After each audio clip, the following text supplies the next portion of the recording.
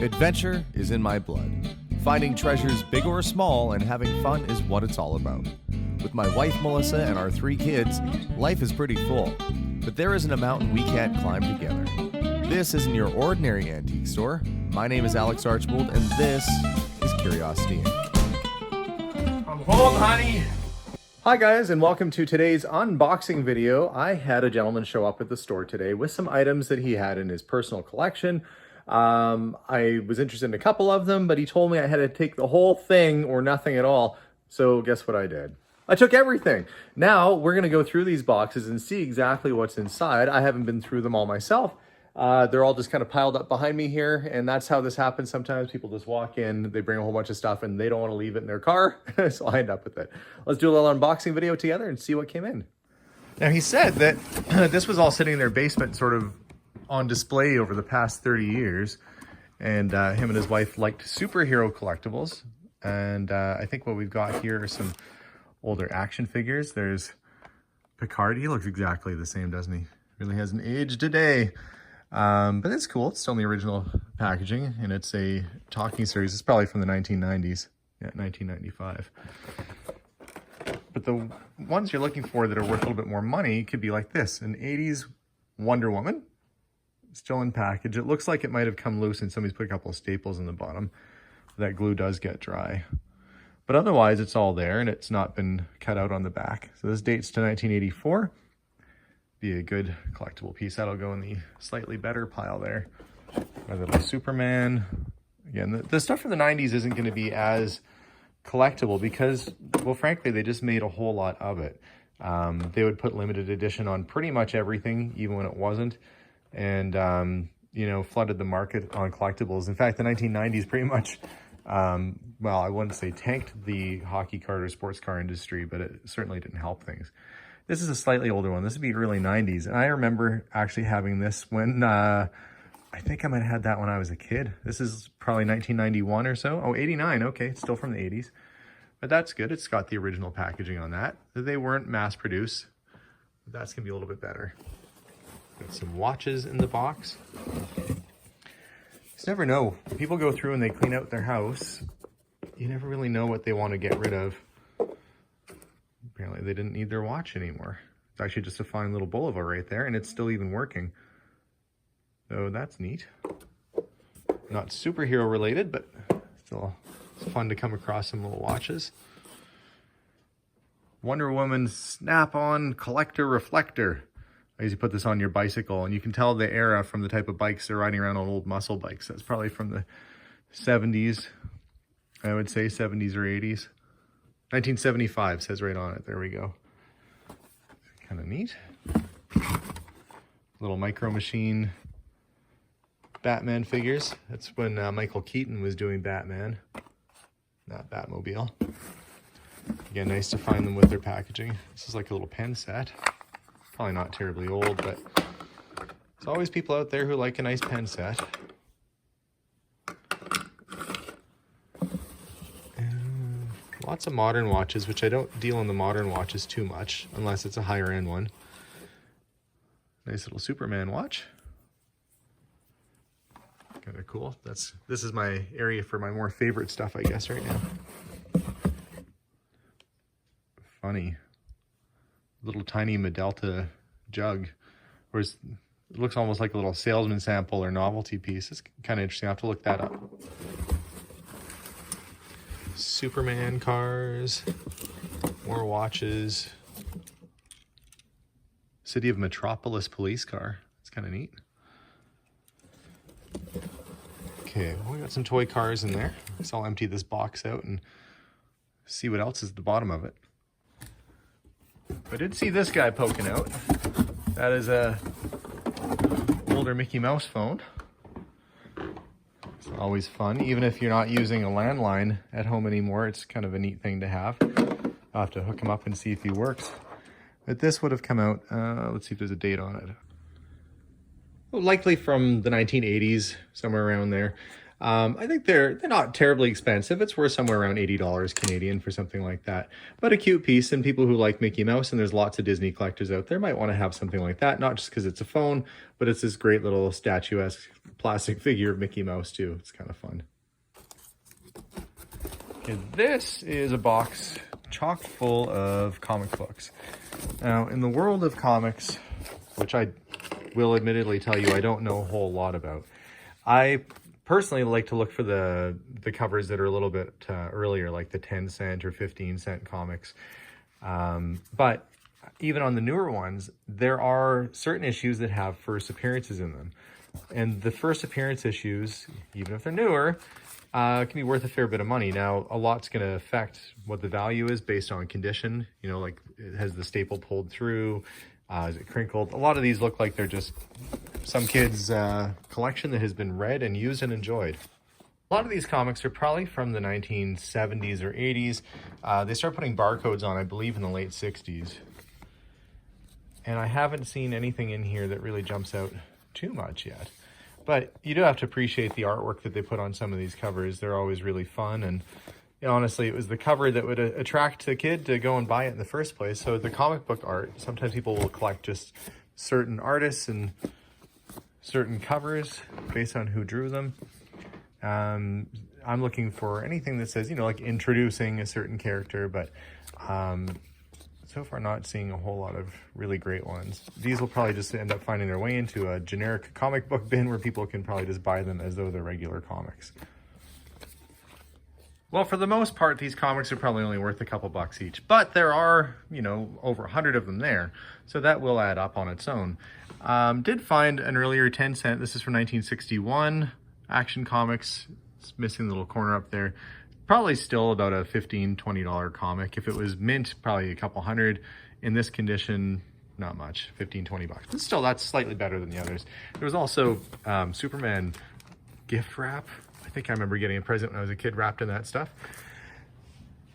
And this was at the bottom of the comic book box too. It's an old Pyrene extinguisher, brass.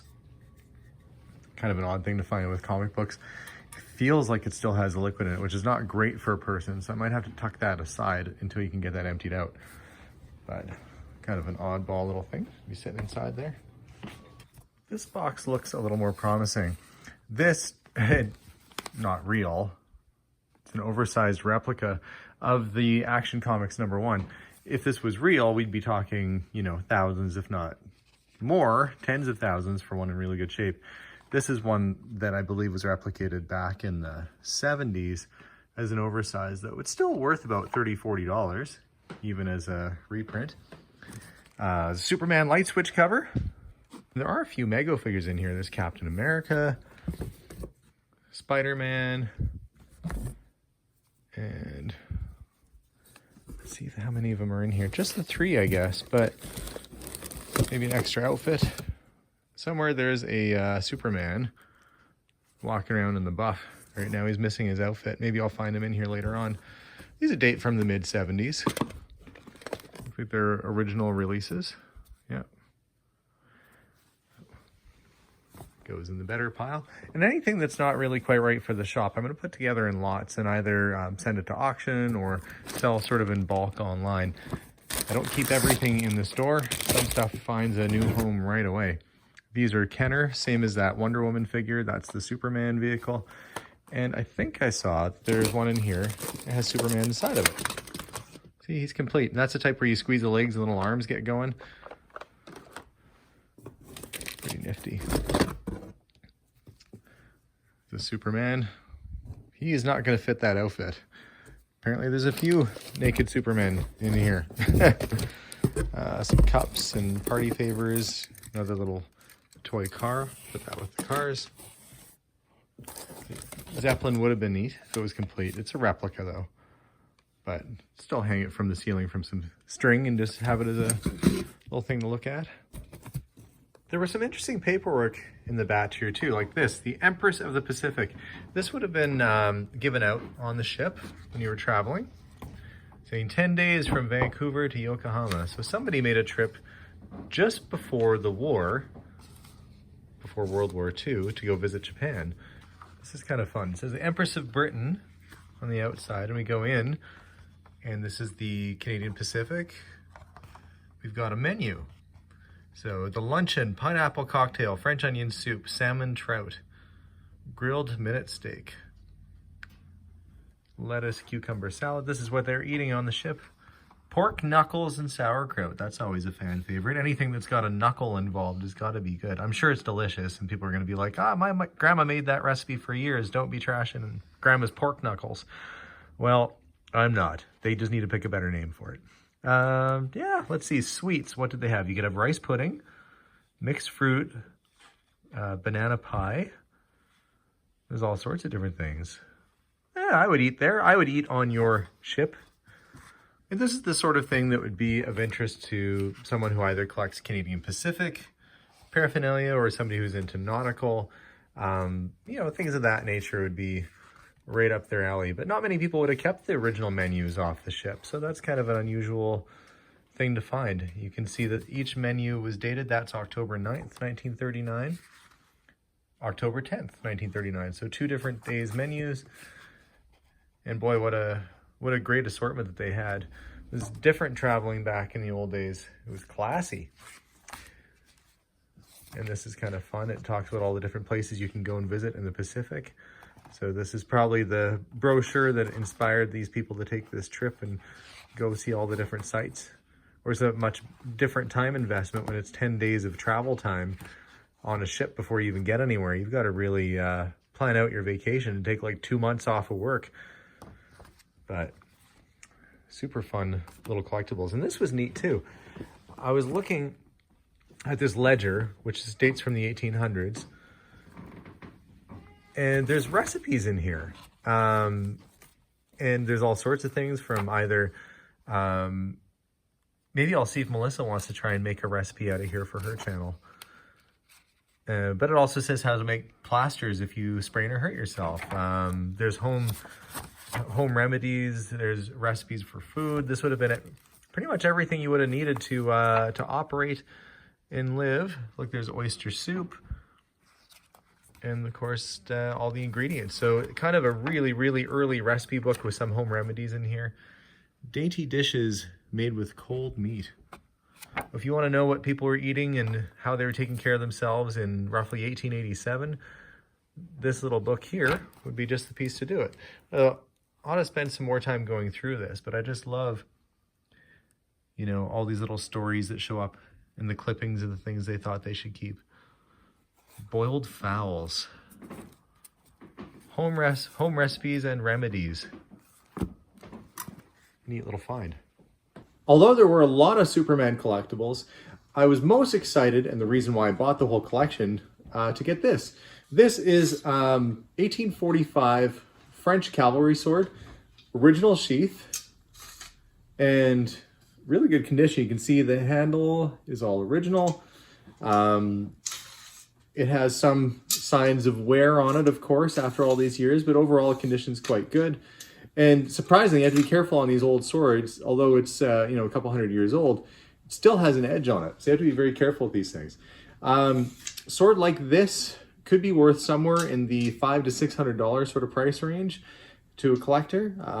That'll look good in our military display case, and probably the best thing that we got out of the whole collection. Now I have to find room to price and tag and put all these things out. There's some Superman records. You start adding everything up here. There's probably, maybe a couple $1,000s worth of collectibles. And honorable mention, there was a whole bunch of 1950s hula dancing girls, which are kind of cool. And the Mickey Mouse phones. Oh, pretty good variety of things to come through. $700 investment. I'll get a good chunk of that back in just the sword alone. And then I should start to recoup and gain some profit off of some of these other items. So a bunch of things that came in today. Kind of a neat assortment. And as for the rest of the items, well, I got my little area cleared out here. That was full. I put together some assorted boxes of superhero collectibles, and I'm going to put these through all as lots at the auction, so they can go for whatever they're going to go for, and that'll help get some money back right off the hop too. another fun day at the shop, and this time I got a bunch of cool action figures. So while I start finding room to put all these guys away, I hope that you guys enjoyed watching today's episode. Thanks so much for tuning in. We'll see you guys soon. Don't forget to hit that subscribe button if you haven't already, and bye for now.